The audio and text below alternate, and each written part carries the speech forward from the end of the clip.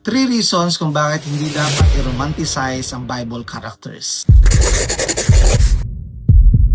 Minsan kapag nagbabasa tayo ng Bible, parang nagiging superhero sa atin ang mga Bible characters. Pero kapag titingnan natin ito ng mabuti, marami sa kanila flawed, messy, at may failures din. At importante itong maintindihan para mas tama ang view natin sa Bible. Number 1, they were flawed people. Si Noah nagtiwala kay God, pero nagkaroon din ng failure after the flood. Si Jacob ginamit ni God, pero kilala rin sa deception at manipulation. Si David, man after God's own heart, pero bumagsak din sa adultery and murder. At kahit si Joseph, hindi perfect, no? Ginagamit lang talaga siya ni God despite of human weaknesses and broken family dynamics. The Bible never hides the failures of its people. Kasi hindi naman ito fairy tale na tungkol sa perfect humans. Number 2, God is the real hero of the story. Kapag masyado nating glorify ang Bible characters, minsan nawawala na ang pinaka-point ng scripture. Hindi about sa galing ni David o bait ni Noah. Ang tunay na bida ay ang faithfulness, mercy,